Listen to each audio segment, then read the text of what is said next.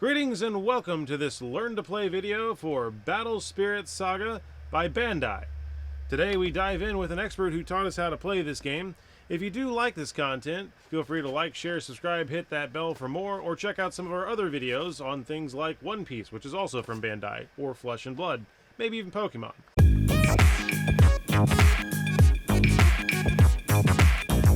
Alright, let's jump right in and get into the video now. So I prefer these over the So these are physical cards then? Yes. Every booster pack comes with a card. Got it.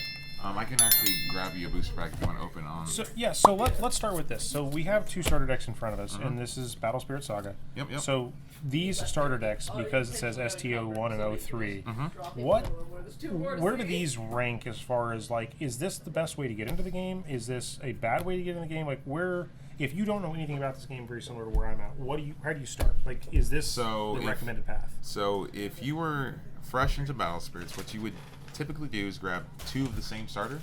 Two identical same starters. Exactly. Yes. Okay. Yeah, you would take two of the same starter and take it's just like you would with any like Yu-Gi-Oh, Magic, or anything like that. You take the best cards that you only get two of in this deck and slam them into one. Gotcha. So these are going to be what, 30 card? They say 50 card? Yep. Is that a standard deck size? Yep. Battle Spirits has, I think, a maximum. It doesn't have a maximum. It has a minimum of 50. So I can, like, Yu-Gi-Oh, where I have like the guy that comes in with the two twins, where I there's think, the 500 card. No, you can't do 500 cards. Let me reiterate. What's the name of those two? Oh gosh. The judges. I remember that story. But I think BanDai has maybe a deck cap. Got it. I don't know what that is, but you can at least have an additional 10. There's a sideboard or a side deck that you can side deck things in between rounds and things like that.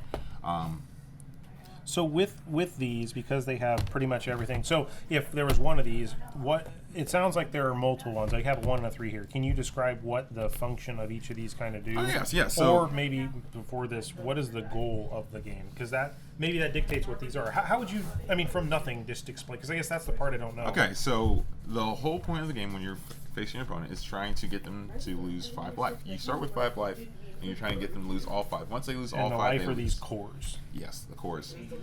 This is a core card.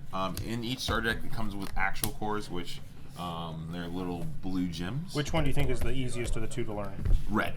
Red is always the easiest. Red is dead. It's like magic burn.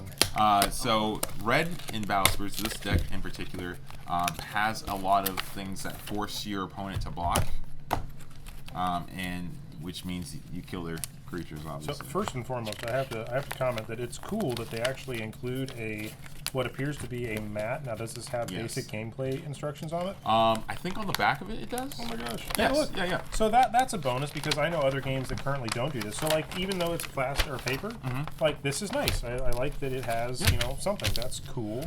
Whenever I teach someone how to play, I usually grab this, and then I have that one throwing things around. Well, here's your soul core. Oh, I got it. So that's the red card. Yes. And then those are the blue. So they're physical tokens that are in the box. Got it. People either have their own personal. Luckily, BanDai allows you to have your own custom cores. Oh, cool. So there's people that 3D print their cores to make them not bounce around, because those balls bounce everywhere. Oh, if you can imagine. Yeah. Or BanDai also includes these core cards, which are tokens on the other side. And they come in a booster pack. They come in a booster pack. You get one per booster pack. So you don't get a booster pack in the starters, then. So they don't give you any randomization. These truly are like, you get what you get. Correct. They are starting that now, since they saw the success with Dragon Ball Fusion World. In Dragon Ball Fusion World, they took a chance on adding a boost, like a bonus card, which is an alternate of one of the cards in the deck, and nice. was received very well. So now, One Piece, they added that to that, and now the next starter deck for Battle Spirits is adding it to that. Interesting. So this is, if I can, oh my gosh, see, this is the fun part. It's called Jake Struggles with Opening Things. So I guess on the inside of this is your actual deck. Now this is cool, because this is like a foily looking. Oh, you get 2 of them. Yes, so that's why you would get 2 starter decks. That way you have 4 of this card. Oh, I see. Because the maximum so in this game, 4 of is considered the maximum of. So that's kind of like similar to Magic the Gathering. Yep. Okay, got it. Because Flesh and Blood's 3. I think Yu-Gi-Oh's 3. 4. Or Yu-Gi-Oh's 4? Okay. Yu-Gi-Oh's 4. What's up? Did you grab my charger? Yeah, it's my background. Start. This is X. So an X rare is like how do I explain it? Do you know the rarities for Pokemon cards? That'd be it. Yeah, so Pokemon would be like common, uncommon, rare. Then you'd have like, I guess technically like they have now Illustrator and some like 1-star, 2-star kind of a thing. So yeah, so typically the X rares are like, okay, so it's what are they called? It's not Illustrator rares. Not Illustrator rares. It's after rares. The one that's right after rares. It's not Illustrator rares though. They're usually the ones that have the altars. You're talking like EX or like secrets or special stuff like that. Like special. It's like a special rare. That's there we go. It's a special rare. So is any card in here? Are all these cards available in, like as an example? I don't know what set would this belong to. Is this like set one? This is set one. So if we were to have a set one booster box, if we had a bunch of packs and we ripped through a bunch of them, are all of these cards available, or are there exclusive cards? Exclusive to the starter deck. Okay, so there are certain cards that are only available in the starters. Yep. But there are some cards that are in the starter that are also in the main set, Nope. or these are literally the only way to get these. Literally the only way to get these, unless they did a reprint of them for a tournament. Because there's like a dinosaur in here, so like Yeah. this is cool. Because I think when I first chatted with you, I tried making a dino deck at one point back in the day, and like I don't really remember much, but like this looks much more dragony. So anyways, I'll shut up now, and that's where. Yeah. So with this one, as you can see, it has confront. This deck focuses on making your opponent block your cards. So confront says when the spirit attacks, confront your opponent must block if able. So what you do is then you have this big body 10k that you swing at them, and then if they don't have a 10k, you have to block with something, and it just dies essentially. So this field here, so we have the map below this. So let's talk through this. So your life, you said you talked about 5 life earlier. Yep. So there's your 5 life. You can go over 5. There are yellow is the only deck that has life steal or life link, as you would call it in Magic, and that deck will allow you to go over 5 life. Gotcha. So these are the phases that are here. We'll come back to that. You got your deck's going to live here, cards, trash, and I think your cores, because I remember you use your core. There's something about cores that get used. Yep. I don't know what reserve means. That's where, okay, so imagine for, let's say Magic, right? Your lands. There's mana. So let's say these are your cores are technically your mana, lands, whatever you want to call them. Okay. They start in your reserve, and when you use them, they go to the trash. At the start of your step, the refresh step, you put them back over here. Gotcha. Okay. For the ones that you've used. So the most you'd ever have is a 5. Now, talking through this, is that the cost to play the card? Yes, correct. And then the symbols next to it is the reduction cost. Based on how many of these cards you have on the field, but at the bottom right corner, is how much you can reduce it. So if I had 3 reds and this has a reduction of 2, you can play that for 2. I can play it for 2. Now this has 3 and I had 3 reds and I play it for 3. Correct. Which makes it easier. Got it. So if I'm guessing in here there are 2s that reduce by 2 or whatever. Or there's 3s, some that go even 3s down by to 0 2, cost. which is 1. Yep. 4s by 2. Okay, so that's the mana system, or that's the resource system in the game. Correct. So the red core, what makes that so special? The red core, there are certain cards that say if this card has a soul core on it. So let me see if I can find one. I'm guessing that they can. Also, it's funny enough that this starter deck has it, but this card right here is actually on the ban list. It's restricted to 1. So if you were to play this in an actual competitive setting, you have to pull this out. Interesting. The reason it's restricted to 1, as you can see, it's a 1 cost with a reduction. So it's free. It's a free. What happens is red was becoming a serious problem in set 1, set 2, where they would have some way to like recur or something. No, they would have a way. There's a card that lets you essentially treat all your spirits as a 3 cost. Okay. And these helped you get that card out really fast, really quick. So turn 2, they have that creature out, and they'd have like 3 bodies on board that were at level 3, which is their highest cost for basically no cost. Oh wow. Okay. So it became a big problem for it. Here we go. When the spirit attacks, if you have you may pay this spirit's soul core to draw a card. Gotcha. There's certain cards that have that effect where you need the spirit core to do effects. So typically when I look at a card game, like I'm used to low numbers, like Magic has 1 1s, 2 2s, 3 3s. I'm seeing 5,000s, 10,000s. So why are the numbers so big? What is that indicator? Why is that? I mean, I get they pick big numbers, but like just throwing one of the random cards at you. Yeah, like so that I'm one looking right at this.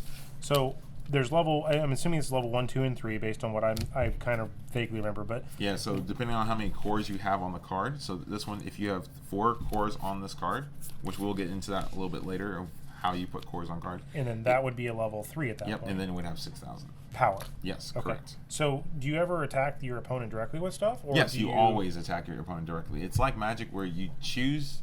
You don't need to attack everything at once. Gotcha. Everything happens in phases. Well, not exactly phases, but you can choose to attack individually one at a time. Unlike Magic, where you have to choose every creature. Sure. Which, in Battle Spirits, you can choose to attack, and then you choose to attack your opponent. They then choose whether or not they're going to block it or not. Gotcha. You cannot attack their spirits directly in any case, if I remember correctly, even if they're tapped or anything like that. So I guess let's open that other one up real quick. All right. And I guess we'll just kind of throw some examples of stuff out, or Yep. honestly just shuffle some stuff up I got and you. just roll with it, because Which is really funny that I have the white deck. This is the one I started with when I first played Battle Spirits. Not necessarily because set 1, this was the meta deck. This is one of the meta decks. Okay. Strictly because of how good the boss monster for the white deck is. nice. What it says is that essentially, if I don't take damage during your attack step, you lose a life. Which that obviously puts me on a turn counter, it sounds like, Exactly. right? Because The second I get this out is the second when you need to start sweating a little bit. I'll move this back so that you can get your little Maddie thing out if you want, or maybe not. Oh, no, that's okay. I've played this enough that I remember where everything goes. But if you want to use it for the... I just figured I'd keep that out for something. I will say, so one of the things I like to compare about different games is like the card stock, right? So like the card stock feels really good. Yes. The back, I do like the shininess of it. So I would also assume that, this is where, probably on a card, this is really easy to tell like wear and near mint and mint, like people that are trying to get really specific on it. But I feel like BanDai in general seems, because this is a BanDai game, right? Yep, correct. So I feel like their card stock choice seems to be like a thicker card stock, so it's much different than like the Magic. I don't know what the insides are. I think at some point I could rip a card, but I think I don't know if it's blue core, black core. Like I don't know if that's known, but I know. No idea. well, are these the same thickness? No, they're not. Are they? Yeah, they are. I can get you a card. If you got a random card that Yes. you don't mind ripping in Yep, half, I'd be 100%. curious to see what the core is, because Yeah. like on Magic cards, it's like I think it's a black core is considered the true ones, or Did I not? I'm pretty sure I have some that I opened today that I have. because like this seems to be like even like Final Fantasy, like the Yes. cards, they seem like the same thickness of those. So I like the thicker. It feels much much better, I guess, just in the hands. Because even like the just that feeling when you're shuffling, it's like great. I need to figure out what I just. You know what? I know what I'll do. We'll open a pack. Heck yeah! Hey, I'll even buy a couple just because that'd be fun. Don't worry about it. I'll go dino hunting. Because that's what I want to do. I want to get more dinosaurs for my Jurassic Park mobile. My rar. Okay, so in this deck, this is the silver. It looks like this is Divine Moon Beast. This is 7 with a 3 reduction. We got Gamer. These are like metal dinosaurs, metal ducks, metal raccoons, metal golems, metal buffalo. There's a metal buffalo. That looks like a walrus. The reason I chose the white deck as my starter is because all the mechas. I'm a very So this is very yeah, a bunch of mechas and androids. Yeah, when you open a few starter decks, you get a lot of cores. So the packs on these, what's the composition? Is there? So there's 12 cards, 1 token. Yep. So 11 So cards. BSS 002. So this is considered an O. This is the second set. Yes, this is the second set. So there's 68 commons, normal or hollow, 32 uncommons, normal or hollow, 24 rares. Now 12 extra, as we were talking about earlier. Yep, correct. And then there's special, collector, and then a saga rare. Yep, a saga rare is like The rarest of the rare. yeah, the god card, if you may. So as you can see, there are a bunch of commons and uncommons as the first couple cards, right? I mean, the art too. It's not like the same regurgitated art. It doesn't look CG created. It kind of looks like some of these are maybe hand drawn to some extent. You get to the rares in the last couple slots, if I remember. So this is uncommon. Okay, this set is a little weird. In the rare slot, they started foiling commons and uncommons, which Oh, that's interesting. this was like the worst received set because of that. Really? Why? People don't like the foils? Well, it's not even necessarily the foils. It's because the foils replaced the rare slot. So rares became a lot Rares harder. became harder to get. Yes. Well, And then you that's get interesting. sometimes an X-ray. This one actually had an X-ray in Oh, it. cool. What does that mean? So that's like a harder Yeah. to get cards. So you only get so many X rares per box, and you can only get one of each X rare unless you get the alt art. So this is a green tree of the, looks like a deity of some sort, a deity tree. So here's an example why people didn't like this set. So as you can see, commons, uncommons, commons, and uncommons, right? Mm-hmm. As we get through the whole thing, and then when we get to the last couple of things, this is where you would see the rare slot. Yep. This is a uncommon foil. So Oh. in this pack, So you got no rares. lost. Oh Yeah. wait, there's no rare at There's- all. Yeah, there's no rares at all. Oh my. And Okay. you see now, you understand where the frustration. That would be a little bit annoying. Where if you're pulling boxes and you're trying to get these rares that are necessary for your deck, and they're becoming as hard to pull as a super rare. Well, I Or mean, an it's X good for rare. a single person, like the person that sells singles and Yes. open stuff. So there's now, these don't dictate anything. It's just No. like, but there's It's different. literally random. So in this set, all the mechas are always soul core cards, and then everything else is There's usually a beast, a wyvern thingy. Mm-hmm. That looks interesting. Okay, now this is so color wise, like how does a deck composition? Can it be any? So you can mix and match potentially, right? I wouldn't recommend it for a lot of decks. There are rainbow decks out there, but as What is far that? that is the alt art. So that is the alt art for the box. One Oh, of the alt wow. arts. You get, I think, 2 or 3 in this set. It was 2 or 3. Per So what box. color is this? Silver, red, That is yellow? Yep. If you look at the bottom, cool. it always tells you the color. Oh, I see. Okay. So, In case you, sometimes the symbols are a little hard to tell the difference. so this would be considered like a harder to get card then? Yeah, so you get like 2 or 3 per box, and that would be the harder to find. That's the ones that people would try to pull for the max rare. Oh, gotcha. So That's a blue. Okay. So right here, this one has a rare in the rare slot. This is one of the Okay. cards that this is like a dollar card Oh. because of how hard it was to pull in this set. Gotcha. Versus this, this might actually be worth something, but because it's See, easier I to think pull. you got two of the same one. Yeah, and they're foiled, And right? they're both foil, yeah. Yeah, that also took up a rare slot. That's interesting. Wow. It was a very unconventional set. No one really liked it. Unconventional. But this is the set they introduced the green color, which is why you see so many greens. That, I was going to say, there's green, there's green, So there's green, each- there's green, there's... Each set so far has introduced a new color, except set 4. Set 1 was red, blue, white, yellow, purple, and then set So 2 really, added green. you could put this in that deck, but you wouldn't get the reduction, and you Correct. have to come up with 7 somehow. So Yes. it basically makes it damn near impossible Yes. to play. Well, I see. But there are certain staples that you would include in any deck, regardless of color. This is one example of the card. This is a green deck that I have But this card in. so this is considered a red card? Yep, correct. But it has, let's see here, burst. When an opponent resolves a spirit when summon effect, draw 2 cards. You may pay this cost as an additional effect, and then main. Oh, this is where I think. Yeah, Yes. so we'll have to talk about some of this stuff because that's Yes. getting into some of the technicalities. But I remember there being this is like a either or Yes, conversation, right? correct. Yeah. Okay. So because of this is one of the few drawing cards in the entire game. Gotcha. It's It become makes a it staple. useful for everybody. Got it. Same thing with, like I said, this is a green deck, right? So same- really, you want the tree for that deck? Well, I have that in this deck actually. Yes, nice. But this rotting swamp, draw a card with one of your spirits is destroyed. This deck spams a lot of tokens. Now these have blanks on there. It looks like attack, so this probably doesn't attack. No, this is a nexus. Think of it as like an artifact. Or So like, okay, so the Magic of the World, this is like a permanent that stays in the yes, field, correct. or this that does would be. effects based on what level it is. Got it. Okay, that makes sense. And then here's another.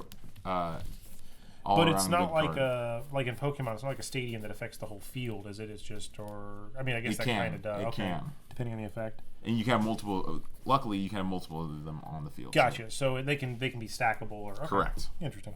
Do the starter decks have anything similar to Yes, that in them? Nexus. Yes, each starter deck should have a few Nexus in there. So how about this? You want to go over card types real quick, or Sure, what? So like yes. in this deck here, I see the word spirit. Yep. I see a lot of the word spirit. Magic. I see nexuses right here. Yep. I see magic. So are those the 3 card types, or are Yep. there more? Nope, there's only those 3. Okay, and I'm assuming that means spirits are like your creatures, Yep. or like Spirits are the creatures that you attack with, block with. Nexus is the like you said, you put it on the Yep, field to do and- something, and magic is the I guess sorcery instant kind of a thing, maybe? Magics are sorcery instants. And also they work like trap cards in Yu-Gi-Oh. In Yu-Gi-Oh? Okay. Yes. So you can like react with them to Correct. something. Okay, that makes So sense. like this one, which we'll get into the burst zone. What you do is you can set a magic in the burst if it has a burst effect. Okay. And then when your opponent does something that triggers it, then you can activate it. And then you can also additionally not only So this is like activate the it- trap zone, Exactly. so to speak. Got it. Okay. So bursts are traps. Yes. Your deck would go here, Mm-hmm. and then this is your discard pile. Now, I'm assuming there may or may not be a way. Any starters probably not, but a way to regurgitate through or get back through. Purple. Purple. Okay. Purple so the is the colors one and the thematic. So Yes. how many colors are there? 5? 6? So currently, let's see, 'Cause red, there's- white, yellow, purple, green, and blue. So 6 currently. What is each good at, real quick? So red is good at what? Red is good at creating big bodies really fast. Okay, so it's in the magic world, would this be more like hasty, small, like goblin style, like just expand? No, Or? it wouldn't be more so like that. It would be, think of like the Dino deck that we were trying to build for you. What it does very well at getting bodies on board, and then you get your big body that helps the other smaller bodies attack for big numbers. So maybe that would be like, I think there's a term back in the day called like white weenies, or even like elves, where you'd have a bunch of elves and then a bigger elf would help Yes. boost all the Yes. other elves. Okay, Yes. It's more so it's so very like that. similar to that. So it's it's The very dragons are similar to spirit based, or it's very creature based or spirit based in this Yes. scenario. Okay, got it. Okay, that. Red typically has a lot of destruction effects too. gotcha. So, Where you destroy small things like 3,000, 4,000.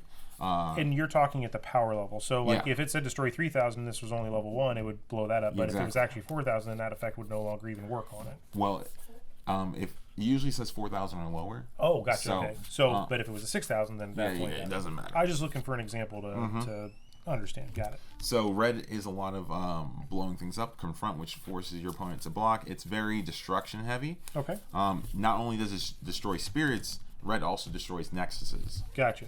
And you said it's considered crystal or white or Yeah, white. White. Okay. What is that? I heard you say mech or mechanical. Yeah, so they have a lot of machine mechas, Okay. angels. Oh, not angels.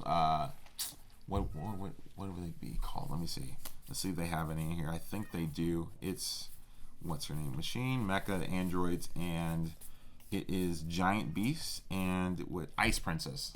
Okay. Those are the archetypes that white usually has, but they're mainly mechas. White would be typically your stall decks. Okay. They put out a bunch of big blockers that do a bunch of wind blocking effects. Okay. It's a very slow deck sometimes. There was one time in set 2 where they had white aggro where you spammed out a bunch of small bodies to do a bunch of swings. Okay. They have a lot of the white effects are very defensive based. They have a lot of them have armor, which Okay. means it's basically hexproof for certain colors. Okay. So nothing with red or white for this one can't be targeted by red or white effects or spells or whatever. So it looks like there's 3 other colors that I see here. We got a purple, a green, and a yellow. So what Yes. would purple be? Purple is trash, and they do something called curse. Like and- trash, like the whole purple, like just rip every purple card in half, or like No. So what? There's purple likes playing from cards from the trash. There's Okay, I things I would got you. say when something dies, it plays from the trash, does their different effects. They also have this ability called curse, which is death touch. so like graveyard recursion kind of a thing, or okay, got it. Okay, They also have death touch, and then they also have something called core removal. okay. Which So they is- basically make your opponent's spirits weaker then because you're taking their power level away from Yep, them. I guess. correct. Okay, got it. Okay. Yep. Purple is one. Throughout the sets, purple is one of the stronger colors because the core removal is so strong. Sure. It gets around a lot of effects. Gotcha. It gets around armor typically because it's a blanket effect. It says everything. It doesn't target it specifically. Blanket Gotcha. effects get around armor. Okay. So what would yellow? Yellow be? is very spell focused. If you like spamming a bunch of spells, yellow is your deck to go So they to. may not have a lot of creatures, but they might have a lot of answers for different things, like destroy a neck, or well, maybe not destroy. Well, or yellow is also a spamming deck because they have a lot of small bodies. oh, okay. Yellow is the one where you So like that's an example. exactly. So as you can see, it reduces to 1. The highest power is 4,000. Whereas in red, where it blows up things that are 4,000 and less. There's a Nexus for yellow. So to give you an idea, you have a lot of cards where you can spam them out real cheap, and they'll have a cheap cost to get them to level 3, but their highest power is 4,000. Gotcha. So they're overall weaker, but you can have probably more of them, meaning that it's going to be like a swarm deck or something. Yep. Okay. And typically yellow has either 2 builds. You either have a luster build, which says after you attack, you recursion your spells from your grave and put them back in your hand. Got it. So it recycles spells. It recycles spells, and then also it's the one color that has lifesteal or lifelink. So what would green be? Because when I think green, I typically think like elves. Again, magic colors. Yes. Like what would green be focused on? Green is focused on this new keyword that they came out with for specifically, well, not specifically for green, but a lot of them have the swift keyword, which means you can play it as an instant. You can summon it as an instant. Okay.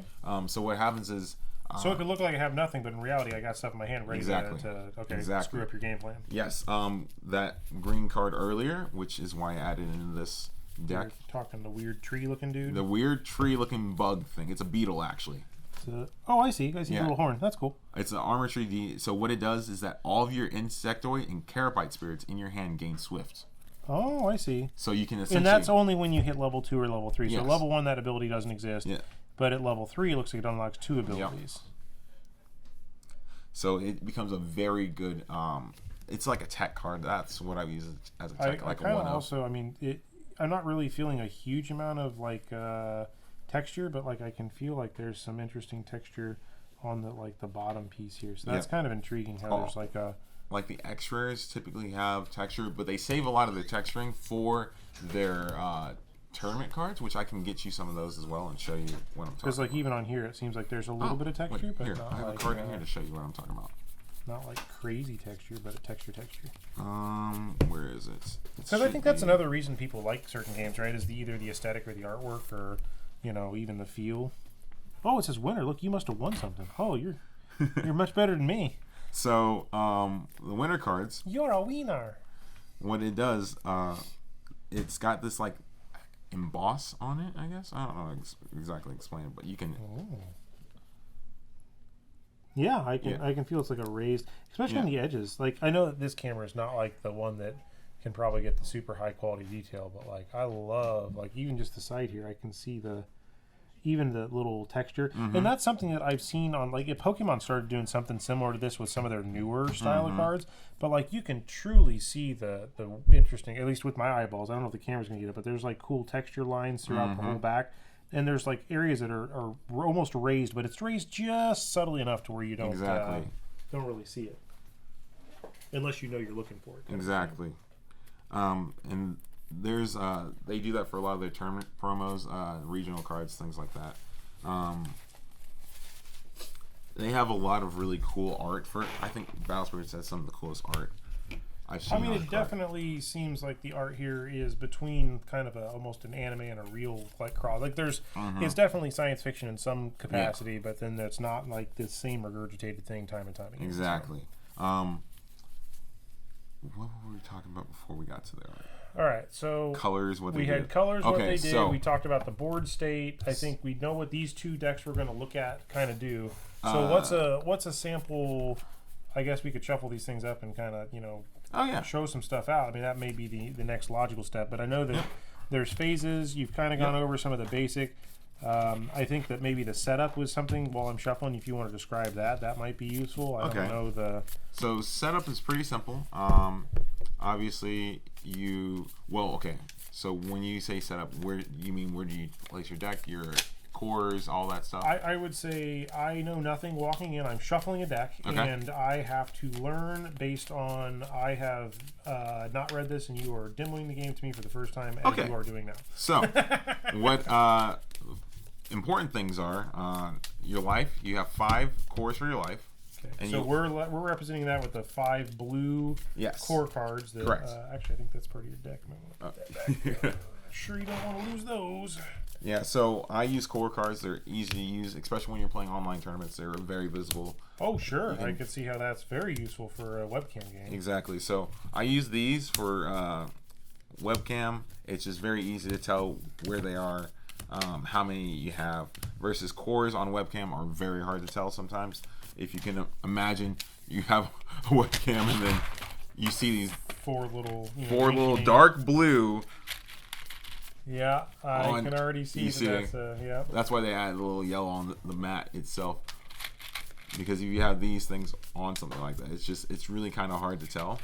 So the core cards definitely help for that. And then your reserve, you always start with 3 cores and 1 soul core. Got it. So 5 for your life, and then you start with 3 for your reserve and a soul core. And the soul core is also in your reserve? Yep. Okay. So the maximum that you could theoretically play is a 4 on 5, turn 1. 6, 7, 8, 9 if you had everything. Or can these never be resources? They will be resources when you lose them. Gotcha. So the most that you could have is if you're at 1, then you could have 4 of those plus the 3 plus that, so an 8. Well, no. The most you can have is infinite, actually. Oh. Okay. I will explain that in a little bit. All your extra cores, why you need so many is because there's every turn you ramp a core at the start of your step during your core step. Okay, so like it just comes from the ether and just... It's called the void. The void, okay. Yep, it comes from the void and you put it in your reserve. So every turn you get to ramp one. So these would live here, these would live here. Where does the deck goes up here? Yep. Okay, so I would at this point basically look at getting... So if you're trying to look at your opening hand consists of 4 cards at the start. There's a dinosaur in that pack. The reason why you do 4 cards is because after we've done a dice roll or something like that, okay, you get to look at your hand, decide if you're going first or second, and then if you like your hand, you can keep it. If you keep it, you draw an additional card. If you don't, you mulligan and draw an additional 4 cards, but then you don't draw that additional card. All right, so in very layman's terms, without the mulligan piece, what is you play your very first game, which I'm assuming you don't care as much about mulliganing because you're just learning. Yes. What do you draw? Top 4. Top 4. Yeah. 1, 2, 3, 4. And in the advanced-ish rules, you would take a look. Yep. Then you would say, I like or dislike these cards. Correct. Pick any number of them. They get trashed or they go to the bottom. No, you don't get to choose. If you don't like, it's an all or it's nothing. All or nothing. So if I said, hey, this is a horrible hand because I see, like, I'm just thinking of numbers. I got a 4, 4, and a 4. That to me seems pretty high. No, I honestly would keep that because of the 1 cost. Well, and on top of that, I see this is reduced by 3 reduced. Exactly. Got it. Plus, that's that card you said was theoretically banned. So. Yes, exactly. Anyways. Because if you can imagine, if you started a card and you had 3 of these and 1 of those, you then play this for 1, and then the rest of them are free. Which means you play these, and the next turn, your whole hand. Exactly. Got it. So, you do start with 4, or you then at this point draw another? So if you wanted to keep this hand, then you would draw. Got it. If so, you and it's a blind draw off the top. Exactly. So this would be an unknown card. You would just Exactly. get that. So this would be the hand. Yes. Got it. Wow, this is a weird, like, multiple... And because you can only have 4 of a card in the deck, right? Yep, correct. Got it. Okay. You can have as many, as long as it doesn't state you can only have 1. So is there a keyword in the game that says, like, in Flesh and Blood, I think it's called Legendary as an example, or like in Magic, it's going to be Legend. I think it would also be Legendary. So no, but there are cards called they have an Ascend cost, or if in this one Awaken cost, where Awaken is you may remove any number of cores from your other spirits and place them onto this spirit. So it's consuming the other ones to make exactly. So in this situation, if you only had, let's say you had this one out on the field, and you summon this one, you use the Awaken to take this off, and you want to summon this one, then these are the only 2, you then have to take the cores off of this one to put it on here. Oh. So interesting. Okay. There are keywords like that where you are forced to kill your own spirits to make that spirit stronger. So this would be the game start at this point. I would have a hand of 5 cards. Yep. 5 life. Yep. 3 regular cores, a soul core. Sorry, a sneeze. No, you're fine. And the deck, and then that would be begin turn 1, step 1, phase 1. After we would randomly, quote unquote, determine who's going first. Usually it's just a dice roll, high roll chooses. Okay. Unlike many, so most of the BanDai card games, high roll, whoever wins gets to choose whether they go first or second. Oh, okay. The exception only in one BanDai card game, which is Digimon, high roll always goes first. Interesting. Okay. But in Battle Spirits, high roll gets to choose. So with that hand, I honestly, would probably go first. Okay. Strictly because you can get the rain needle out and you get to draw a card. So unlike most card games, first player doesn't draw a card. In this one, you draw a card, but you skip the core step. So in turn one, first player, step one does it get skipped? The start step happens. Okay. So what happens in the start step? Sometimes you have starter's turn effects. Got it. So if there's something said at the start of your turn or whatever, that's where that happens. Okay. Exactly. So for now, that's skipped. Core step. What happens here? As a first turn player, you skip that, but typically you would ramp a core from the void to your reserve. Got it. And that's what that will happen. But that's what you skip as turn. So one. there is going to be basically an infinite stack of this cores off Yes. to the side. Yes. And during step two, which you'll happen on your first turn, Yes. you'll get one of those dropped in. So you'll actually start with a little bit more resources. Yes, than exactly. player one. So that is another factor to consider when you get further into the gameplay. Okay, got it. But you do get to draw regardless if you go first or second. So I after have- the core step, you go to the draw step. So really, instead of a 5-card hand, you actually start with a 6-card hand. Correct. And that's both players. Yes. Okay, so first thing happens, draw. This is Yep. magic. Got it. So I have 2 magics and a bunch of spirits. Now, Yep. I have a refresh step. Looks like if I had other things, I could refresh, but in the first turn, there is no refresh. Got it. Correct. Okay. So what happens in the main step? Main step is when you can summon your creatures. As many creatures as you possibly can with your current resources in your reserve. Okay. What is the big difference between the red core and the blue cores? Red core helps your spirits do certain effects or your nexus do certain effects. But for payment reasons, it is just a core. Just a core. It's an extra core. But if I use it and it's stuck on a like as an example, like I'm just going to talk through this in 2 different modes here. Okay, to play this, it says 1 reduced by 1. I have nothing, no red core, which you said this is the reduction cost. Correct. I would need to spend 1 core. Yes. What is the difference between spending a regular blue core and a red core on this? Why would a player want to choose one over the other? Given that I get their abilities on the card, but just from turn 1, looks like this is a blank text box basically. There is no reason. No reason. You can choose either or, and it would not matter. And does this live on this permanently? Is that basically going to go underneath this and just stay with that? Well, so the payment cost is different for the core cost. So Okay. technically, since this is a 1 cost, it technically costs 2 because you must pay 1 for the cost and you must put a core underneath it. Got it.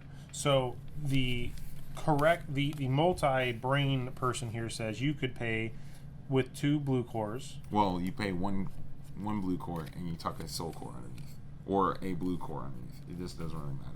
So, but there's really no rhyme or reason as to one or the other Nope. or whatever. Unless your card specifically says it needs.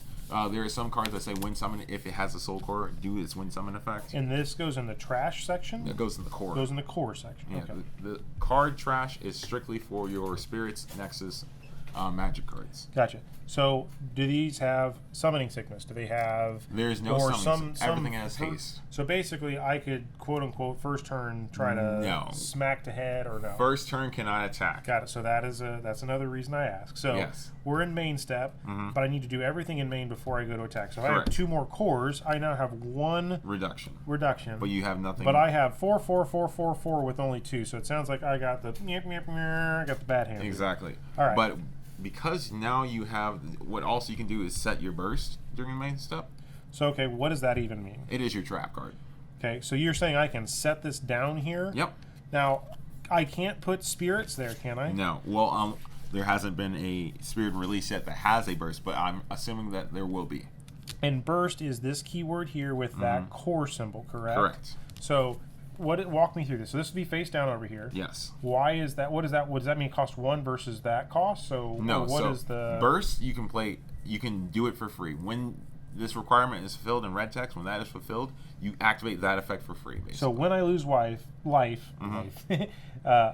basically blow it up. But why is there that other cost is so I can play the flash? Yeah. So typically, what happens is that every burst effect says do this effect, and then you may pay this card's cost to activate its other effect. Got it. So it's a trickle down. So Yeah. for free, if I lose a life in this burst zone, I get to do the first one. Yep. But if I had 5 down here, I could then say Or 3 since you have 3 since it's a reduction. Yep. Yeah. Sorry, that's why I said 5. I thought I added them. So yeah, No. 3 because I have that, or 4 if I didn't. Then I would get to do the second one, which is the Spirit with 4,000 BP cannot attack during this turn. So it's kind of like it's literally a wall. That Yep. makes sense. Okay, got it. So, ta-da. I spoke a lot, and now I've ended my turn. All well, right. actually, I go to attack step. Well, you would go to attack step, but since But you're first turn can't, Yep. and then now I'm at end, and it says opponent's turn. So Yeah, technically, as a second player, I can attack you. got it. But in this instance, I probably will not attack strictly because it is a learning experience, right? So let me 1, 2, 3, 4, 5. That's my life. And here I should have a soul core. Oh, that's interesting. So I got it because the back of the cards for those packs were Yep. kind of random. Yeah, so they randomly give you core cards. You get a lot of soul core cards, but obviously you can only have one in a deck currently. I don't know if they will ever add something that will let you add another soul core. I'm assuming yes, they will do that eventually. But as of this moment, as of today, So you must open a lot of this stuff. Yes. I've opened a lot. Plus, obviously, you can buy them online pretty cheap because you get one per pack. Oh, nice. Yeah. They started adding special things, lenticular core cards and stuff like that, where they sell them for like $1 each. Oh, where, cool. Your fancy islands and lands. Yeah. Bling out your deck. Exactly. So I will Blingaroo. start. So I mean, these come with 30 cores. Yes. So, I mean, that obviously indicates that they expect you to use a decent chunk of them. Yes. Otherwise, they wouldn't put it in. Exactly. There's ways to ramp cores. Okay. Every deck sometimes has a way of ramping cores. So since I'm going second, I do the start step. Then since I'm going second, I do the core step, which I take a core from the void and add it to my reserve. Cores from the void. Sure. Yep. Like a huge deck. And then I will... Which means you have more resources technically than what I had. You'd have 5. And I will draw. And then since it is my now So you should refresh... have 6 cards in your hand? Yep. 1, 2, 3, 4, 5, 6. Got it. And then we go to the main step. Oh, since we skip past refresh. Yep. I have nothing to refresh. I will then pay a core to summon a Mecha Wing Duck, which I will then tuck this underneath. Mecha Wing Duck. Love it. We will then reduce... Flavorful. So now it's 1,000. This is also 1,000. Correct. Just for my understanding. Correct. What happens then is that I can now play this card for a reduced cost of 1. Which means it's now 3 minus 1 So because it's you 2. have this, so it's 2. 2, Got so it. for 2. But then you get to put the core underneath put it, a which core. is the only reason it would work. Because if you didn't have that other one, It would die. It would just wouldn't It work. would fizzle essentially. Oh, got it. Okay. It would fizzle and die. This would go immediately to the trash. A really nifty thing about Battle Spirits, which I forgot to explain, is that if, let's say, in my green deck, I like to use tokens a lot, Okay. and you have cores underneath the tokens, obviously, you can now, every core on the field, except for your life, is usable. So if you need to pay a cost with the cores, you can use the cores from the creatures. So steal it from that. Yes. But then that creature would then, I'm assuming, perish or... Yes, correct. Got it. Okay. Correct. That makes sense. But it is a very, I think that's a very neat mechanic that you can use the cores under your spirits It's as well. kind of like a little, I mean, for creature-heavy ramp decks, that's kind of like another way to build up to a bigger creature quicker. Yes. Also, in the situations of the green deck with the Swift, that's another way of getting extra attacks out. So let's say you... because Swift happens during the flash step, which we will go over that here in a second. Okay. After you've done your attack, you can... Let's say let's just go to the battle step. I can explain it right now. Sure. So we'll go to the attack step. Since I went second, I can now attack you. Okay. You have a blocker. I have 2. Everything has haste, right? So you can attack with all your creatures. So let's say I wanted to attack you right now. When I attack, then it goes to the flash step. In the flash step is when you can play your flash spells, or which also count for your creatures if they do have flash. See how that one says flash.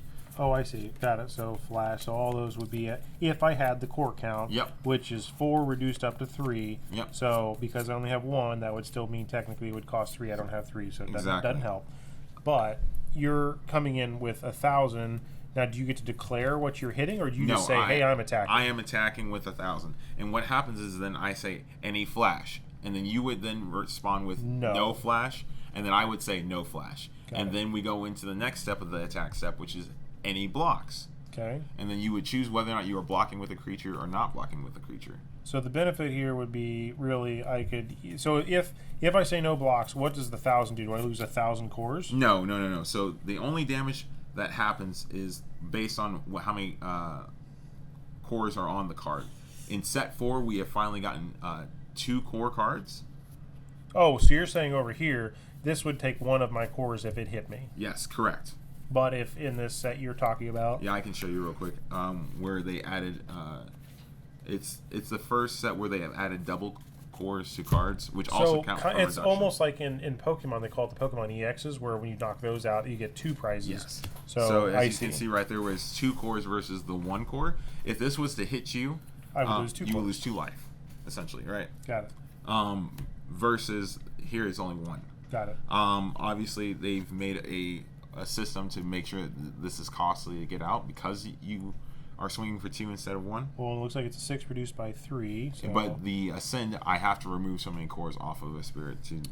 Got it. So they kind of balance it out with Yep. some others. Got it. It's They make you a high have- cost to use it to get it on the field. Got it. But that doesn't apply right now. But since I'm swinging, you would then declare if you're blocking or not. Okay. Let's say you do block, Sure. right? You would then choose saying that this one's blocking my spirit. Yep. You would then suspend it to say you're blocking, and then after the block is declared, then it's flash for me. I know then it's any flash, and then any flash for me. So there's other opportunities to throw things in Yes. different. So I could buff it up if I had buffs Yes. or things. Got it. Okay. I would say out of for an interactive gameplay, this has the most interactive gameplay because you're interacting when your opponent attacks or when after you've chosen your blocker. Gotcha. Okay. So that- it's not solitaire. Exactly. Got it. Okay. So it's not like I'm doing all my attacking effects and you have no way to do things. But let's say this had a win attacking, Okay. right?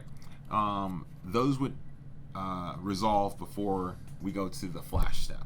Got it. So Well, now this has. It looks like it says at level 1. There's some ability on that. yeah. So this what's one's the text do? It says during opponent's attack step. So right now it has nothing. Okay, so it's just blank for the Yeah. occurrence where you're attacking. Yes, correct. So now that let's say okay, I blocked. So we're doing. Am I doing 1,000 you? And you're doing Yep, 1,000 to me. exactly. So they would both die, and then that core would go to reserve rather than the trash. So how do I know? Like, what's the HP of the card? Is it It's that just number? it's just that number. Got it. We So compare can you battle do numbers. more like as an example? Let's say I had 3,000 here, Yes. and you only did 1,000 to me. Mhm. Does that damage Nope. stick, or does it go Nope. away? Okay. There's no damage sticking, so there's no. It's not like Magic where you have a health and it reduces the health. So then this is going to go here, and then where does this go? It goes down. Your to reserve to It where goes you can back use it. to reserve. So you can use it immediately for the next thing. So in theory, Mm-hmm.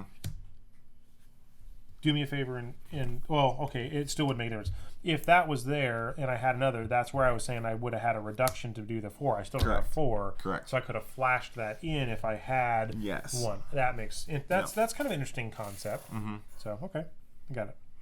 But if you were to flash this in and you took the cores off that blocker, well, then that attack is now still going through. So in reality, if you attack with that right now, Yes, I would be- take 1 Correct. life, which means this would go from here to here. Yep, Which means it's now a resource. now a resource. So in theory, but I'm past all the flash phases, so I couldn't Yes. really flash it in even if I had the resource. Even if you were to flash it in, It would still die because I don't have an additional Core to put on it. To put on it. Yes. So I really need that in this case actually 5 Yep. with nothing on the field Yeah. or 4. Got it. Okay. Yep. And that's I'm where. kinda- Now I didn't use my little trappy thing. But which- since I attacked right and you lost a life, then you can then activate your burst. so if I do that, now this means select one of your spirits against 4,000. I don't have that. Mm-hmm. But now there is a flash here, Mm-hmm. but I don't get to use that, do I? You can if you pay the cost. If you pay the cost of the card, which is 4, which you have it, you can then use that if it says something like delete or that one says you can't attack, right? I don't have any spirits, so it'll be pointless to activate its flash, right? But let's say in this situation, I had another spirit that was ready to attack. It just prevents more cores from being taken away from me. Yeah. Got it. Or prevents more attacks. So let's say that attack reduced you to 1. Yeah, because then I'm in danger of dying. Exactly. And I'm about to. Then you can activate that. You can prevent a spirit from attacking, Got it. and then that prevents me from having game. Does Interesting. that make sense? So there's just it's a very interesting game. So now I would actually take another, or No, that's still that first. was the one. So Yep. Yeah. And then at that point we go to the end step, and then I would pass. Okay. But in this scenario, I would probably not attack with this, strictly because it has a wind block got it. effect that I would prefer over The attack. Got over it. attacking. So So that would be, in essence, you would end your turn. Yes. That would be one full turn. Yes, of, correct. of a game. Yes. Got it. Okay. And that would end my turn, and then it would go to yours. Now you would start your turn. You would go to the core step, which you would then take the cores out of your trash, put them in your reserve, and then you would ramp a core from the void. Okay, so it's always you get all the cores from here. Yes. There's 2, 5, 10, Yep, whatever. doesn't matter. They're all coming over. Yep. I get the free void Yep. into my core over here, Correct. and then I would Then I draw Then you draw after that. a single one. Boop. I'm going to tell you right now, Yep. in an actual match, Yep. people do not care what order you do your core and draw step. That does not really matter. Got it. So far in the game, that order has not. It has no impact currently, right? There's nothing that says, oh, because you did this before that, you miss out on the course. Usually players are pretty chill about that. Got it. There's no one that's really as far, even in a very competitive sense, because I played in tournaments where BanDai was really pushing the game, and they had money tournaments where you could win like $15,000. There was no one being like, "Oh, you skipped your core step, you don't get a core." It's never like that. It doesn't really matter what order you do, as long as you do it, it's a-okay. There's no like penalty for skipping a step. So if you get flustered and you forget to do your core step before you draw a card, it does not change anything. But then if you had spirits that were tapped, you refresh them now, and then you go to your main step. So now we're in main step. Actually, this is probably silly. I would want to go with this. Nope, you can't, because you cannot fulfill the awaken cost. You may remove any number of cores from your other spirits when you place. Oh, well, I guess it's a may. So it's not the same as the ascend. So Got it. So can I play that out for? It would be 4 for the cost, and then 1 to throw yes, underneath correct. it. You can. Got it. So let's do that. So I was 4. thinking of the ascend cost. So Ascend. then to pay, I go from reserve to cores used. Yep, correct. Pay 4. I put the soul core Yep. underneath. That's level 1, which is 3,000, So and that's the entirety of that. what I was thinking of is this ascend cost, where it says you must take cores off another spirit as got an it. additional summoning cost. So if you Got cannot it. fulfill that cost, you cannot summon this creature. And because earlier I blocked with the 1, I didn't take any life, so we're still technically the same life, 5 and 5. Correct. But I could technically take this right now at a moment's, or I could have left all those cores there and flashed this in at an instant speed Correct. during your turn. Yep. Making you think some other opportunity or whatever. Yep. So okay, so there's 2 options I could have done with that. Yep. I mean, there's other options I could have done here. It looks like, but Yep. that looks to be where it is. So I mean, I guess it'd be silly not to try to throw something at you. So because worst comes worst, they both nuke themselves. Exactly. Well, at your 3,000, my 3,000. Okay. So here's why I kept the soul core. So let's talk about this. Okay. You declare that you go to attack step. Yep. Because now we're past the main step. Obviously, we're in the attack. You declare that you're going to attack. You then ask if I have any flash. Okay. And you say any flash, and I say no flash, because I don't think I'm going to flash anything. Nor You don't have permission to flash. no, I don't think I have anything I can flash right now. So I'm not going to flash. And then you say any blocks. I would then say yes, I'm going to block. Then my wind blocking effect activates, which lets me ramp a core from the void underneath this, because it has the soul core, which is why I have this. Changes the Well, value. it potentially could have if I had a 2 on it. It would Because that's 3. a level 3. Yep. Oh, got it. No, it's a level 2 costs 3 cores. Okay, walk me through that. Okay, so you see how the number right there, it says 3? Uh-huh. That's how many cores I need to be at level 2. One for Oh level- shit! So this needs 4 cores to be at level 2. 2. Oh, I didn't know that. So Yep. that's why 1, 2, 3. Yep. 1, 3. Oh, so wow, 7 cores to be. Holy moly! So Yes. where's that big stupid tree I was looking at earlier? Yeah, so What is that? That changes the thought on that. Oh, that's not bad. That's 1, 3, and 4. but it has a reduction of 3, so it's a make a 4 cost on top of. So if you gotta imagine, if you have a bunch of creatures out and you only have so many cores. But that's where you start to steal cores from your other creatures as an option. Yes. It gives you a little bit more of a variety. Yes, because then you get maximum reduction for those creatures, obviously, right? And you can use those creatures' cores as essentially the summoning cost as well. Got it.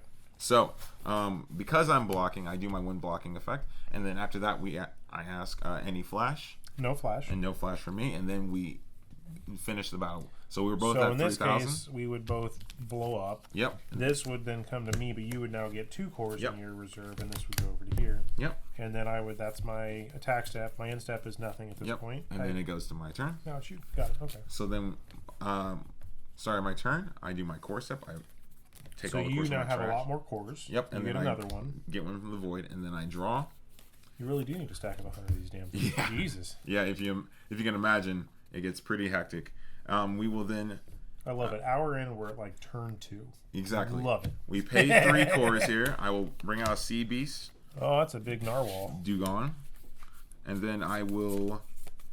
So that was 3 for the cost, 1 to put underneath, so that's 4 of your cores, and you have an I'm additional. not going to do anything because my reduction is kind of rough right now since I don't have that many spirits. So now, how did you attach those to that? Walk me through that. So during your main phase, you can attach and remove cores at will. Got it. So that's just another rule. Yep. That, It's just during your main step, you can do that as much as you want. So let's say it. So I okay. want to put all 4 of them on there. I can. But that's now over, and it really doesn't. It doesn't do anything. Gotcha. But in cases when you're going against purple, it does matter. Oh, Because okay. purple has a lot of cards that say remove a core from Which then would drop you from your 6,000 down to like a 3,000 or whatever. Exactly. Which would make your whale less useless. Got it. Exactly. Okay. So sometimes it's better to add more cores to it because of purple. Because purple likes to remove a core or 2 cores or something like that. So sometimes it's better to overcore your creatures because of certain effects. But in the scenario here where you're not Yeah. against purple, then it doesn't make a Yep. darn bit of difference. Nope, it does not. It does not matter at all. But now you'd be able to attack with that, I'm assuming. Yes. Yes, technically I could attack, but then you gotta also think everything has haste. So if you summon anything right now, if I attack you, give you more resources to summon more creatures, you summon 2 creatures out, then I have nothing to block with. Interesting. I So see you where you're kind of pre-planning a little bit, but Exactly. we only do have a total of 5 life. Yes. Got it. So there's a balancing act. Yeah, so my best scenario is I'm able to get more reduction on the field to spam out more creatures to then have more creatures than you can feasibly have blockers, and then I can swing through your life essentially. Got it. But like I said, white is also a very stall deck, so I'm not necessarily as aggressive. You're happy waiting for a while. Yeah, I'm a-okay waiting. I really, honestly, no, I'm fine. I'm not gonna next turn I'll do that, but I will pass at this point. I will go to the attack step and then pass. Got it. So now I would start step. I would do nothing because there's nothing untapped. I'm assuming if it was Yep. exhausted or what is it called when it's tapped? Exhaust. Exhaust. Okay, so I'd unexhaust those things. Your core step. So I'm going to Put all those back put in your these reserve, over, and then I'm going to ramp generate a magic wall. Yep. So I have 1, 2, 3, 4, 5, and then I have a big one, 6. I'm also going to now draw. Yep. So we'll see what that is. And what do we get? Anything cool? We got a magic. Draw 2 cards. That sounds cool. Red has a lot of draw power as well, so that's why. So let's see if I can math this out. Let's demo in my head. So if I need to pay for this, that would be a 2 to pay, Yep. and then that would be a Quoron. Yep. And then that would be reduced by up to 2, which means Well, I still reduced by 1. well, Yeah, up to because I only have 1. Yeah, so correct. I could, in theory, do that and draw 2 cards. Yep, correct. So let's do that. Because it would be 4 minus the 1 is 3. Mm-hmm. So there's the 3 cores that go there. I'm just going to, I say main. Yep. Use this main effect to draw because draw we're 2, doing the main. Because there is a main/flash, but really I don't need to worry about that. I just want this. Correct. So then I would get 1 and 2 cards Correct. in my hand. Now, looking, right, this is a 2 reduced by 2, but I don't have that. And really, I can just kind of sit here and hope that maybe I leave that because now I can plan for a bigger turn with getting Correct. that, which would get me other stuff. Yes. So. Okay, so I'm going to remain steadfast and All right. go through no attack, end, and on to you. Yep. I'm going to tell you right now, this game has a lot of passing because you're just trying to build up your Board state. Yep, your board state. So that's in my opinion, that's very Magic-like where there's Yep. a board state. Yep. Because Pokemon is not really a board state. Yu-Gi-Oh is more of a Ramp. board state. We'll draw. I guess Lorcana technically is a board state, kind of. I don't know if you've played much Lorcana yet. I have not played I see you Lorcana. have a Lorcana mat, so. Yes, no, I love their mats. They're great. That's the only reason I get the Lorcana things because I can get their play mats and I love them. So I currently have 1, 2, 3, 4, 5, 6, 7, 8 cores at my disposal. Right? We will do for 3. You can see why I bring a lot of Kleenexes. For 3, we'll play a Nexus. Nexus are a great thing because they have 0 cost and they stay on the field for 0 without any cores, and they count as another reduction, correct? So that, because it has the symbol on the bottom? Got it. Yeah. Okay. So it's also a ramp, technically. Yep. We will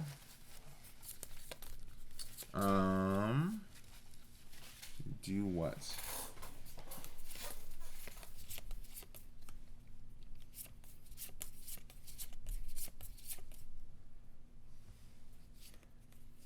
The 10 card shuffle. I'm trying to figure out what I'm going to do right now. So I have 2 reaction, and I will essentially pass at this point. So a good first opening turn is when you're going first, you play a Nexus because it's 4. You always start with 4, right? Okay. And then you have a permanent reduction until someone destroys it. Start step, Yep. core step. So these are going to go over here and Correct. generate a random core. Yep. Boop, boop, boop, boop, boop. And then draw. Yep.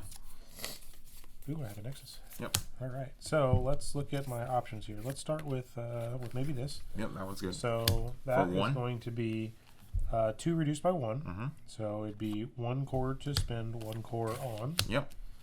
There is a Wall of Spirit attack, so there's nothing for instant in. Mhm. Okay, now I have 2 cores. Mm-hmm. So I can start looking at these 4s that come in for a little bit less. Mm-hmm.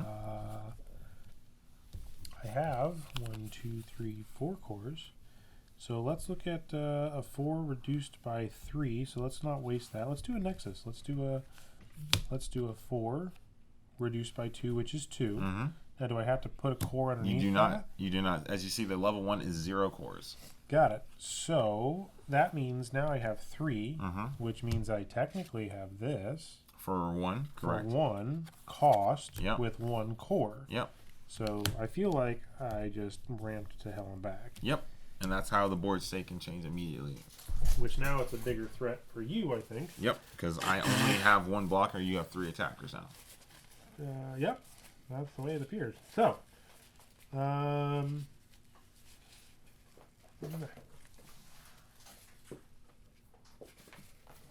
let's see. How do I want to approach this? Sounds like it'd be fun to just go to town. So, what does that Nexus do over there? So, during the opponent's turn, when you draw a card outside the draw step, I can pay the soul core and draw a card. Got it. As with the level 1 effect. And the level 2 effect, during my attack step, when a spirit with a 1 block effect attacks, you may place up to 2 cores from your trash onto it. So essentially what it does is that I can ramp cores from my trash that I've used for the summoning costs back onto the spirits to also increase its level, but also have more cores available to use during your turn. So really, I guess my order of operations here is it's going to be silly because, I mean, I'm guessing you're just going to pick and choose what you want because, so there's, it says, this spirit gains 2,000 BP when the spirit attacks, and then over here it says, during your attack step, all of your red spirits gain 1,000. So this means it's now 1,000, 2,000, 3,000. It's now 4,000 coming at you. And that's what I forgot to explain, but that's another thing that red does is that they ramp up their BP to high amounts, to stupid, crazy amounts, and swing big. They swing big and they swing hard. So right there, that's a 4,000 coming at you. So I will. I guess this was Any flashes. flash? Yep. Then you ask any flash, no flash, any. Nope. No flash for you. And then you ask any blocks, and then I choose whether I'm going to block with this or let it go through. I think I'm just going to let it go through. Okay. And then the next one here is going to come in, and it's just going to be 4,000 as well. Okay. And then any flash, Nope. no flash. I will block that one for 6,000. So that's going to blow that up. Well, now it's another flash step. So any flash. Not that Because- I know of. Like, let's say you want to use this one as the flash, or no, you can't use that one. But let's say you had this in your hand still. Okay. You could have flashed and paid 2 cores, and gave this another like 2,000. Got it. You see, and then that would be bigger than mine. Then mine would die, right? Got it. So, But this does that have flash? So, like, I can't just steal the core off that to flash this in, can I? You potentially could, but it wouldn't matter because then then it would die. Got The it. attack would fizzle, right? Got it. But let's say. But if you're already going to kill it anyways, wouldn't that benefit me? Exactly, because then this is now suspended, right? I've already chosen this one to block that. Now you could flash into that.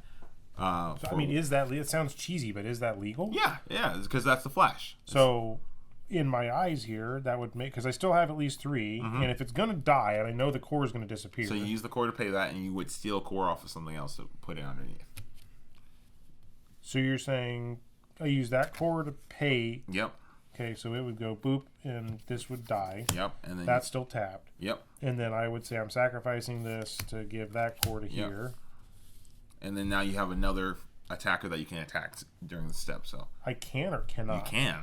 Oh. Everything has haste. So now I have 1 coming in for whatever. Yep. Which is technically 1,000 plus 1,000, so 2,000. Yep. And I I'm not going to block, obviously, because I have no And then blockers. this is another that's coming in for 4,000. Yep, and apparently no blocks, so now I'm down here. Holy moly. But here's the problem now, right? You got a lot of I have a lot of resources. cores. Now it's my turn. You have no blockers. Yep.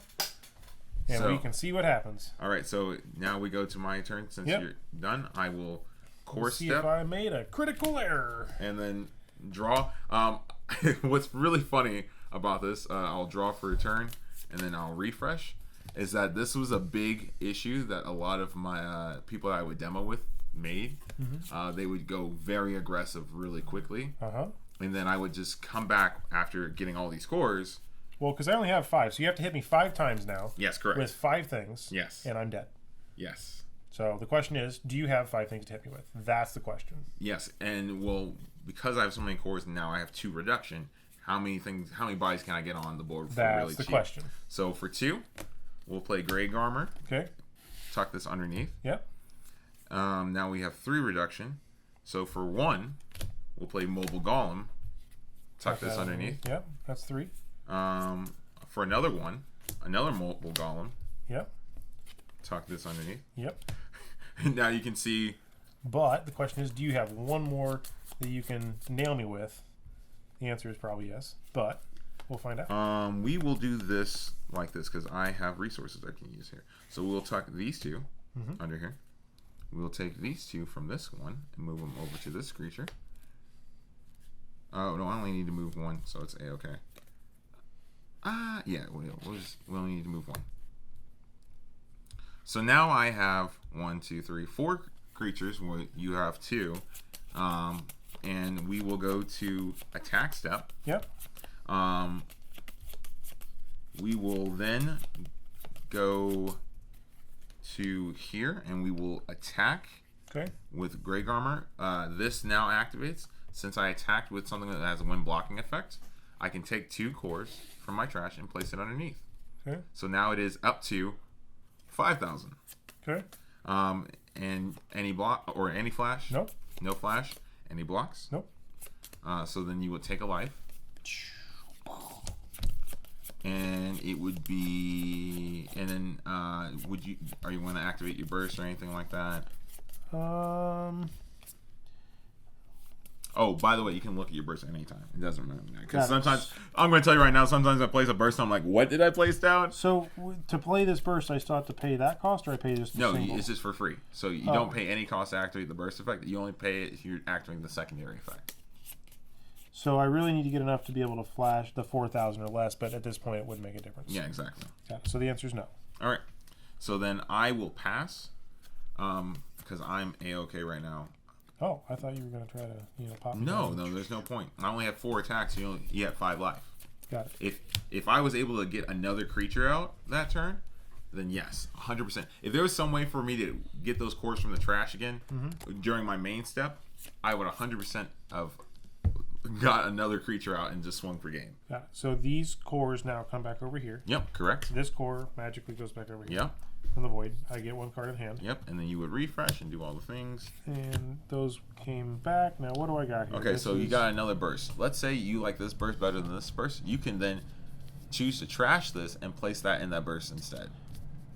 2009 destroy interface. Yep, so let's do that. I like that idea currently because worst comes to worst, I can still play this flash card if I have the cores. And it sounds like 1, 2, 3, 4, 5, 6, 7. I should probably just hang out with my 7 because I need 4 reduced by 1. So I need at least 3 to play that card. And then this one's a free burst, but then a 3 reduced by 1 would be 2 to play that. So I have 2 left, which means I don't need 2. No, I'd want to be able to play both those. So can I do 4 reduced by 1, which is 3? So the answer is no if I want to play the wall and that. But what's your 4,000? You only have one. That's 4,000. 4,000. This one's 5,000. This one's 3,000. This one's 4,000. So in reality, that wall is only going to currently, unless because you can put 2 cores here probably. You maybe put 2 cores here, but that would shut down. It's not going to shut this down. It currently shuts that down. So it shuts down some of the attacking. So that's actually a pretty good one to keep. But if I put 2 draw card when you reduce your opponent's life. So had you had 2 cores underneath that one when you swung that other turn, you would have drawn a card for each card for every time you reduce my life. So it sounds like I really don't have anything that's going to give me value adds. I'll just leave everything in my cores for the moment. Or you could tuck them underneath your spirits to make them beefier. Well, but this one's only a 3K. Yeah. I mean, think about it. If you put 4 cores underneath it, it becomes a 5, and you have this, which gives it another 1,000, right? But then I can't use those cores to pay for these. You can. I? Oh, I can. You can. All your cores on the field are usable, even if they're under. So even these, right? Are usable. Oh shit. That's the great thing about it. So you can buff up your creatures as much as you want, and then during I guess then I'll do that. That makes more sense. Yep. So now that one is a 1, 2, 3, 4. So 6,000 plus that 7,000, right? I don't have anything currently 7,000. So let's try it. Let's go with a 7K to you. So we're going to attack. Yep. Okay. No flash. No flash. I will. Let's see. I currently have max. We'll block with the dugong. Any flash? No. No flash. And then this will die. Okay. And I will get my 2 cores over here. Okay. And then this is just a 1, 2, 3, 4. Oh, you're at 5,000. So 6,000 because of the 6. nexus. What do you have? You have a 4. 4, and those are my only 2 blockers. 4 and 4. So really, I guess I'm gonna try and come in with that. Might as well. Okay. See what happens. I will. No flash. Okay. And then you say any flash. No flash. I will not block. I'll just take it. Okay. Here we go. And then See if I made a critical mistake. End of turn. Yep. All right. I will. Life lesson. Core step. Grab a core from void. Draw step. This is where a lot of the cores come in and play then. So now you have 3 coming, or up to 3, and then obviously you can power a lot of these up, which means that wall is kind of useless. Yes. So for a cost of 3, we'll play Mechatrice. Okay. When summoned, I can view the top 2 cards of my deck. And then I can choose to put them at the bottom or something like that. So we will.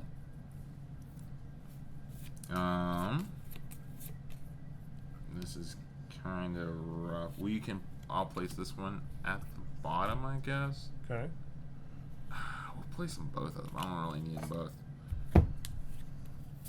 But you're still back in the dilemma of you have to get 4 through to me. Yeah, which I can. Technically, right? Technically, I can. If I was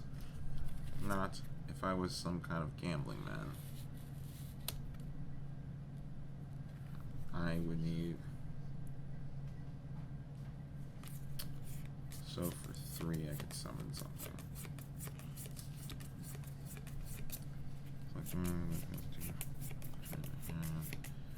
All right. I know what I'm going to do. We will just. We're not going to worry about the attack step. We're going to place these 2 underneath here. Okay. And we'll place this one underneath here. And we will pass. Oh. Yes. Interesting. I thought you were going to come at me. No. Technically, I could, but I don't know what's in your burst, right? That's true. In most cases, people have ice shields. That's what everyone's worried about. Ice shield says in the attack. Okay. So if I'm swinging and you have an ice shield, if you do it on your last attack and I've swung with all my creatures, and I only have 1 and then you have 2 and I've given you 3 life, you see where the issues come? So start step here is just get these to go back to here, right? Yep, and you ramp a core for your core Ramp a step. core. You draw. I draw. I got another stupid wall. Man, these walls are ridiculous. I guess not really. Usually red isn't as bad as this. You have a lot of ways of drawing cards, right? Because that thing says win something, you what? So when I reduce, but you're at 1, so really this is kind of a moot point at this point. Mm-hmm. But I can make this bad boy up to a 7. 1, 2, 3, 4, 5, 6, 7. But that would reduce him down. Yep. But Mm-hmm. that means that by attacking with this, you must basically block. Yeah, I'm at 1 life, so I got. And that's it. That'll be at 9,000. Okay, so we're going to attack step. We're gonna try. Okay. So we're gonna go to 9K All right. on this. And then you say any flash, Any flash. no flash, and then any flash for you.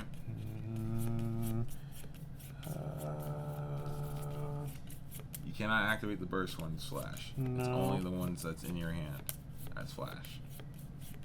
You're saying I can't use that flash piece? No, Oh, okay. because of the burst. In order to use the card in the burst, it has to activate the red text. Got it. Okay. For you to use it. So then the answer at this point is no. All right. So then I will, and then it's any blocks. I will block with Mechatrice. Okay. When this blocks, I can select one of your opponent's spirits that costs 2 or fewer and return it to the hand. So we will bounce this to your hand. Okay. What then- happens to all the cores? All your cores go to your reserve. So I get to respend them.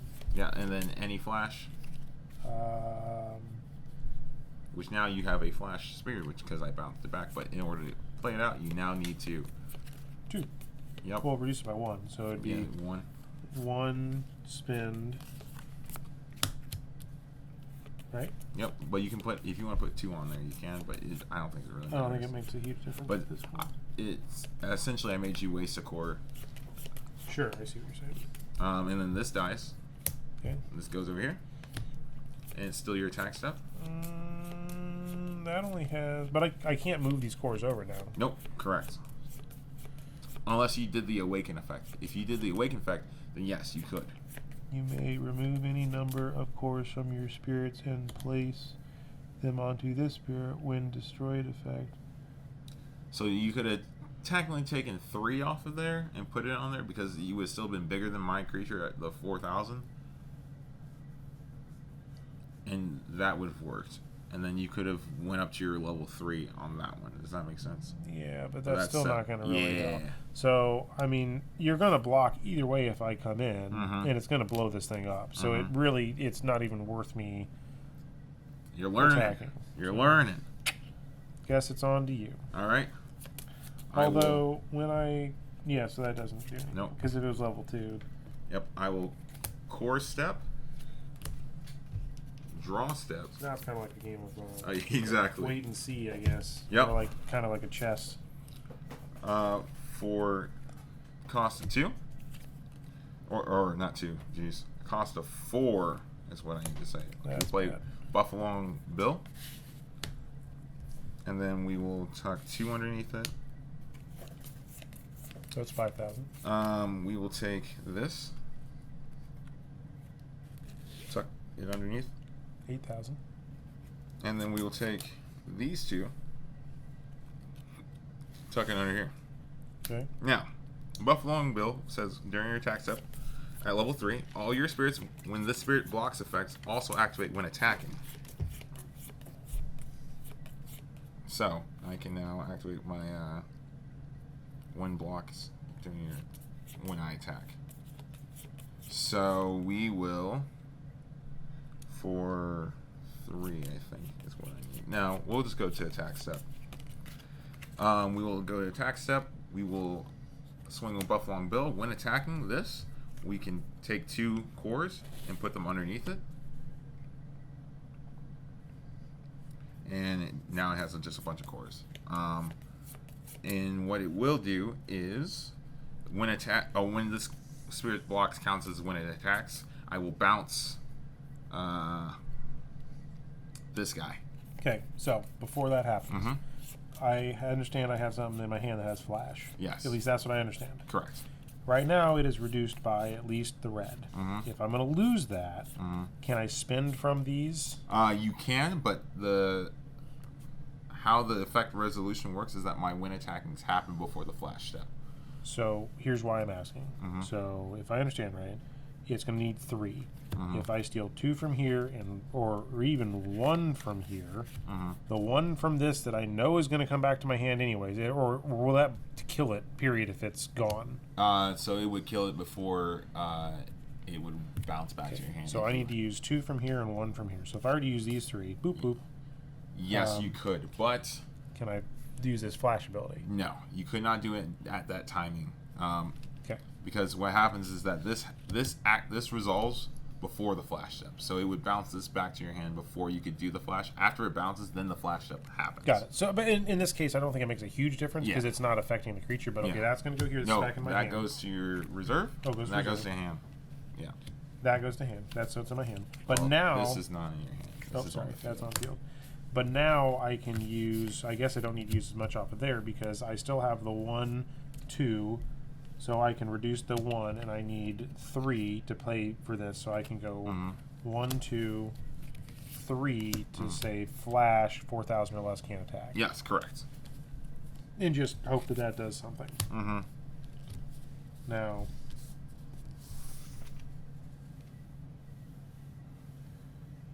if I did If you, I don't know what this this, is. So and that's the other, can I do multiple flash things at once? yes, if you, if this was fulfilled, I didn't. Because you destroy it. didn't destroy. Okay, I got just it. bounced. That's why I was curious. Okay, got it. Yeah, so I'm swinging at you for 8,000. Any blocks?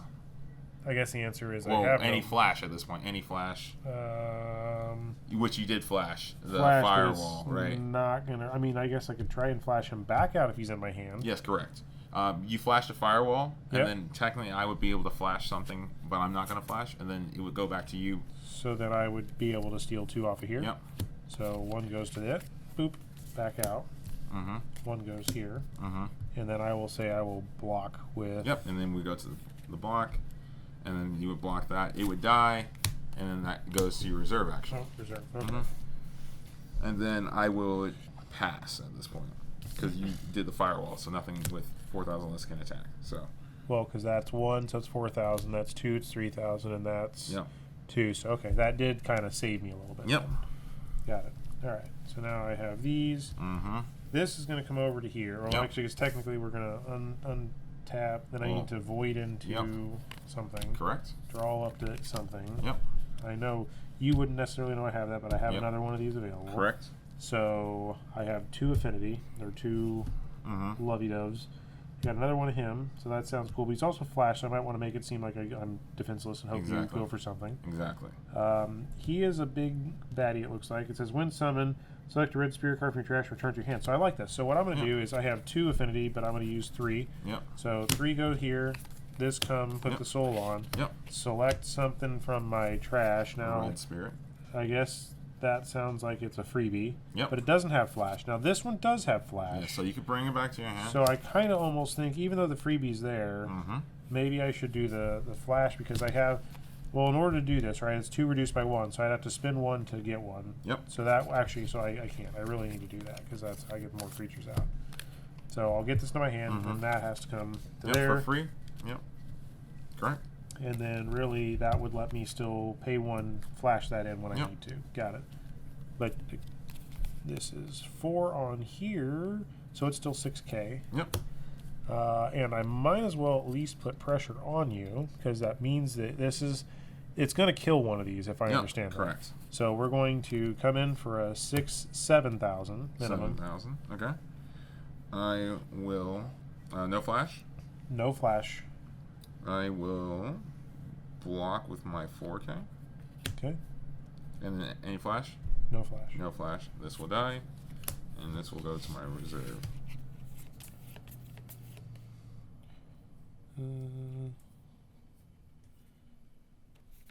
Got it. Okay. So now I'm guessing I could come with this, but it's only a currently 2,000, which you have a 3,000 and a 4,000, so that'd be silly. And I have I'm going to tell you right now, Greg Armor, when it blocks, it gains 3,000. Got it. So I'm going to just remain happy in where I am. All right. So it's my go? Yeah. All right. We will core step. There is definitely a lot of kind of back and forth. That is draw nice. step. It's not a lot of... I only need 4 under this. 1, 2, 3, 4. We have these 2 cores that I will just put over here so I know what my resources look like. We will pay 1, 2, 3 to play Ice Blader Bridget. We will take the soul core actually and tuck it underneath. Is that a soul core? Yep, effect correct. And we'll tuck this underneath just to have that. We will do what now? Do what diddy diddy dum diddy do. We will tuck one underneath this guy to make him 7,000. Okay. In case you try to stop me again, and tuck this underneath here to make him 5,000. We will then go to attack step. Okay. This is probably where the game ends. We will no. You have 2 blockers, so there's that. We will swing with Buffalo Bill. When attacking, we will first and foremost ramp 2 from the trash underneath Buffalo because it's the one blocking this happens, and then we will bounce. You have 3 reduction on the field. That's a flash. We'll bounce this guy. Okay. So no, so that goes to your reserve. Yep. And then any flash. I don't think I can benefit from the 4,000 or less with you at the moment. So no flash. Any blocks. But if they're tapped out, that means that next turn I can come through your stuff. Correct. So it's kind of a trade. I either get a resource or I block and don't take anything. Mm-hmm. So knowing you're at 1, I feel like having the pressure of trying to come in is important. Mm-hmm. But that's why you have 3 additional Yep. things at the moment. Correct. And that's why I'm only attacking with this because it's when blocking activates when it attacks, so that I can just keep bouncing things.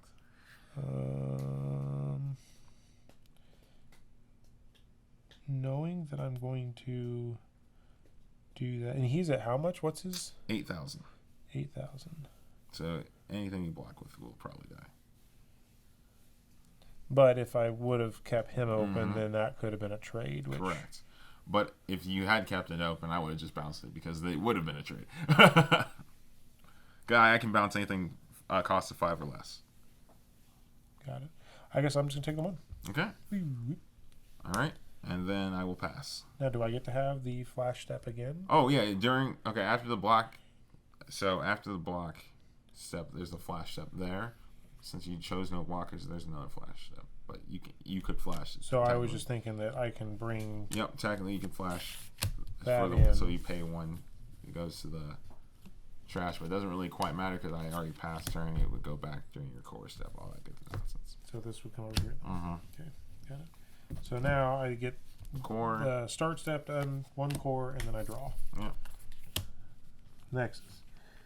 Alright, when one of your spirits with a soul core on it is destroyed, select one of your spirits, place all destroyed spirits cores onto it. When your star dragon spirit is blocked, you may exhaust the Nexus and refresh it. So I'm guessing that's more for an advanced thing. Well, you do have a star dragon, right? Yeah. So let's say you swing with this for 9, and I block with one of the smaller ones. You can then use that effect to refresh the spirit to attack again. Got it.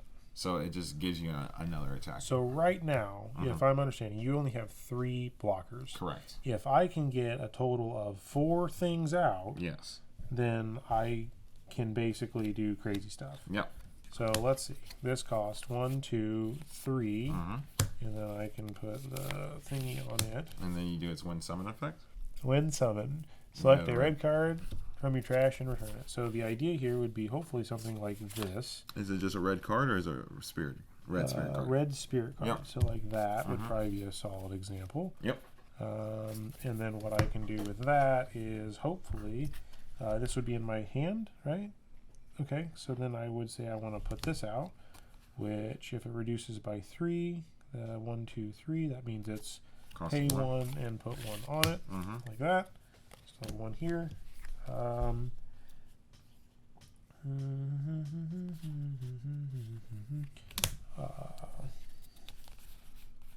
I guess this has 1, 2, 3, 4, so that's 6,000. Mm-hmm.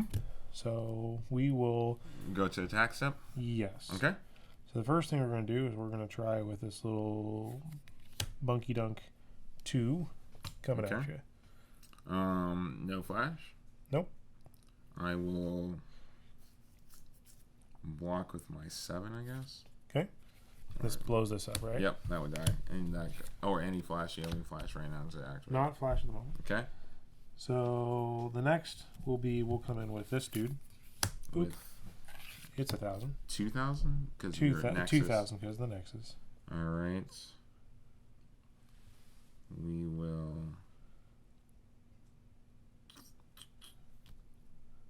block with 6,000. Okay, so it's going to die, right? Uh-huh. So that goes to here. This goes to here. Mm-hmm. Okay. Next up, we're going to come in with a stupid little core dude for 1,000. Yep. We will block here for 5, and then I will choose this one. It will not refresh during the next refresh. So. And then that's where I get to come in with, I guess, one Yep. of these, right? Yep. And I don't have anything to block it, so I would lose, and that is GG. Wow. So is that how red functions? Like, Yeah. is there any, like, I guess, steps here that I really maybe... Obviously, I went super aggressive in the beginning, and I think there was a couple opportunities for you to kind of probably came in. And Well, the biggest issue I had is that I wasn't seeing any of my magics, like this one right here. That is a very key part to white. because the other thing I could have done is I could have increased some of... But if that's over there, I can't use that. Yeah, But you no. could. So during that last turn when I destroyed one of your spirits, so you could have used this. You could have used that effect to kill something that was 3,000 or less, which I don't think I had. anything You to didn't. do. Yeah, there was nothing that you had that was Yeah. that. But now I did not see any of my exotic stuff in this. Like there was not wherever that big old fat dragon. Yeah, was. I was also looking for my big boy, because that's That essentially. looks. Is that the big dragon? No, that's one of them. So I was a few cards off, but had I gotten this out, Probably the game would have been very different. it would have definitely been very different, because this one says when I block, I'm just essentially immune to your effects and can't be destroyed by battle. Man, my little special dude was nowhere in sight. I mean, geez, I've done. Yeah, and that's Oh, here it is. that's why it's very bottom. important to get to the starter decks, because that way you can maximize. They were next to each other too at the very bottom. I probably didn't shuffle very well. That's okay. That's funny. But that's why you get 2 starter decks, so you can maximize how many of those good cards you have in the deck. Interesting. And then here is the backside of. Yep, it shows you all the different parts of each step, the victory conditions, the main steps, the end steps, all that good stuff. Well, that's definitely a solid learning experience for sure.